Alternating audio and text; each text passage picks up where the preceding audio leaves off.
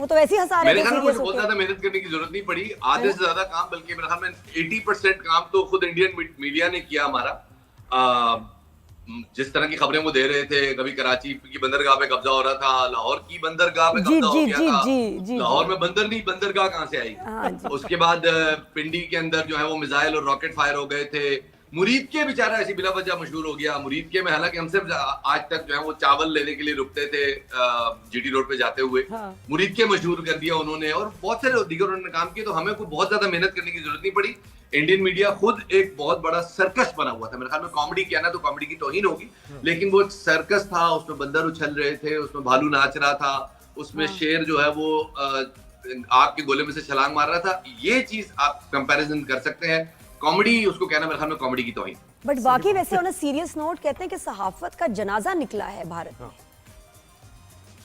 सहाफत का जनाजा तो तब होगा कि जहां सहाफत होगी। मेरे ख्याल में वो वहां पे पहले दिन से सहाफत नहीं थी इस थ्रू आउट इस कॉन्फ्लिक्ट में। मैं पहले दिन से इस कॉन्फ्लिक्ट में उनका मीडिया देख रहा था। उनकी बिल्कुल, मीडिया हम भी। में सिर्फ सेंसेशनलिज्म की बात थी, गोदी मीडिया की बात थी, और गोदी से भी ज्यादा फिर वो जो चुन्नू मुन्नू की लाड़ियां थी अपनी आवाम के साथ, उसका एक बहुत बड़ा रोमांस था जी, फेक जी। न्यूज के साथ, जिसकी वजह से मेरे ख्याल में उनकी आवाम अभी भी एक डिल्यूजन में है। उनको लगता है वो ये जंग जीत गए हैं, उनको लगता है कि उनका एक भी तेजा उड़ नहीं पाया, उनका एक भी रफाल पाकिस्तान की सरहद के नजदीक नहीं आ पाया।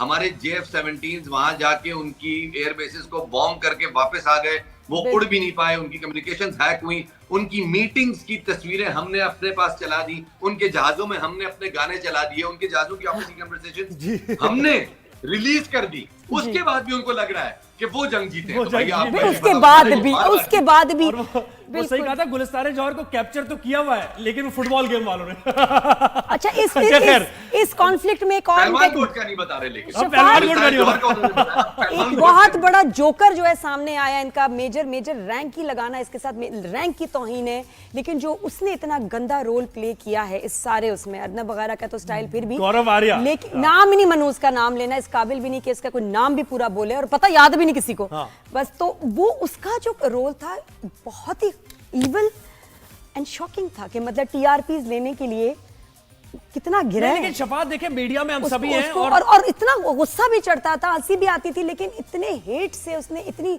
ढिठाई से झूठ बोला है। शफात, उसको देख के तुम्हें क्या तुम्हारे होते थे और ये भी कि हम सब ने नादिया- करंट अफेयर्स किया, आपने भी किया करंट अफेयर्स और करते भी रहते हैं, और फिर ये कितनी बड़ा डेंट है ये आपकी क्रेडिबिलिटी अगर खत्म हो जाए। और ये जब तुम देखते थे तुम्हारे क्या थे सेंटिमेंट्स उस वक्त, क्या सोचते थे?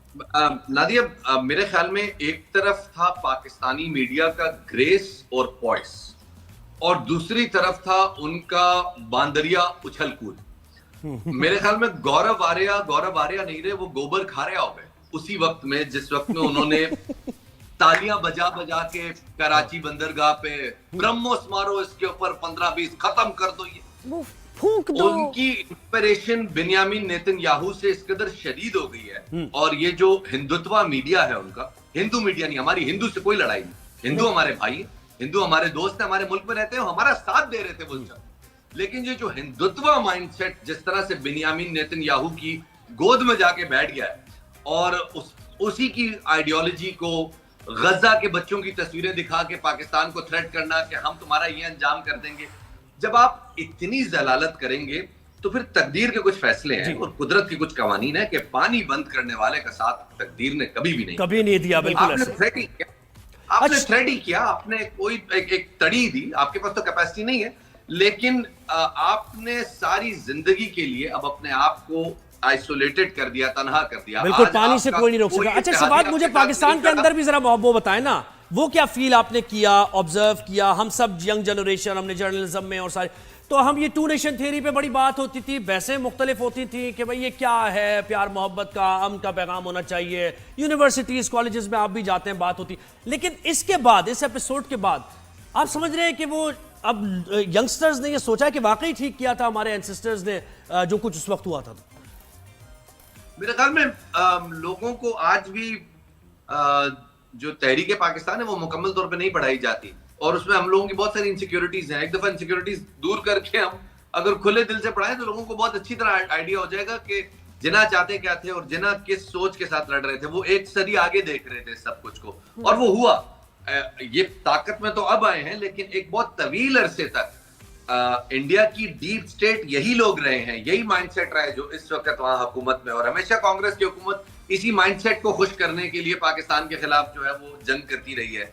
ये बात दुरुस्त है, लेकिन हम इस सारी चीज को देखकर सिर्फ हंसते रहे। पाकिस्तानी कौम हंसती रही है, हमारे सहाफी हंसते रहे, हमारे मिलिट्री स्पोक्समैन हंसते रहे, हम अपनी ISPR की प्रेस कॉन्फ्रेंसेस में सिर्फ ठट्ठा लगाते रहे हैं इनका, इनकी दीवानगी पे, इनकी हेजानियत पे, इनके पागलपन पे। और फिर भी कुछ शफात, कुछ ऐसे आइकॉनिक जुमले, कुछ आइकॉनिक मोमेंट्स हैं इनके जो शोज चल रहे थे मीडिया के। एक में जो अर्नब के शो पे माइक चलता रहा, बंद नहीं हुआ, तो फिर हमारे जो लोगों ने वहां बोला है, मैं तो उस स्टेटमेंट पे भी इतनी मुझे खुशी हुई कि वो कि जी बरखा दत्त, राफेल से ज्यादा जो तेजी से नीचे गिरा है वो बरखा दत्त की क्रेडिबिलिटी है।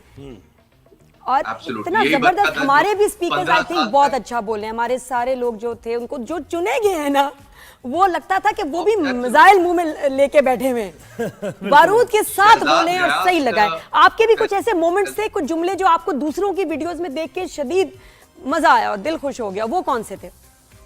मुझे सबसे ज्यादा खुशी इस बात की थी कि मैं इधर ट्वीट डाल रहा था, इधर मैं वीडियो डाल रहा था, क्योंकि जैसे ही कॉन्फ्लिक्ट शुरू हुआ मैंने उस वक्त नरेंद्र मोदी की एक वीडियो बना के डाली थी, जिसमें मेरा कहने का मकसद ये था कि हमने ऑपरेशन सिंदूर किया, लेकिन वहां आगे वलीमे की तैयारी।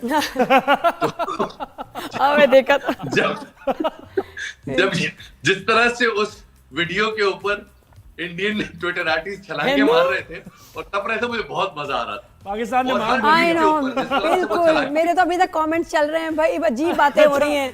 तो अच्छा, और दूसरों का भी बताएं। शबाज से ये पूछते हैं ना, ये जो अभी हुई है पेशरफ्त हुई है इस जंग के सूरत-ए-हाल के बाद, डोनाल्ड ट्रंप पलट से गए, पलटी सी खा ली है उन्होंने। ये अभी तुम्हारी ना ट्रम्प की स्पीच बनती है वैसे, समझ नहीं आ रहा, ट्रम्प की स्पीच बताएं भाई, है ना शफात, अभी बनती है। Shut up call, no more Apple in India, no more. Nadia, please don't do this. You're so awful doing this. I can do it better. I can do it far better than you. And I'm going to tell you something. All my friends in Saudi, in Qatar, in UAE, they're with me. They like me. They love me. And I've just told Tim Cook to do not make any more Apple products over there. Because in India, if they're going to make your products, they're going to ask you for redeeming your cards. They would say, sir, please do not redeem that card. Sir, please do not redeem that. I don't want that. I don't like that. And I'm going to tell you something. Now, things are going to change. We're not going to invest in India. We're going to invest in so many other countries. And on the morning shows in which there are people like Nadia, people like Zuhaib, people like Thank you, Shafat. Trump sir. Thank you. Thank We're you. going to invest in them. We're going to talk to them. We're going to make them our correspondents. They're so beautiful, so lovely. I've been watching them ever since I was a child. यार शबात, दोस्ती का फायदा उठाते हुए मोदी भी हो जाए, दोस्ती का फायदा उठाते हुए रिक्वेस्ट से मोदी भी हो जाए।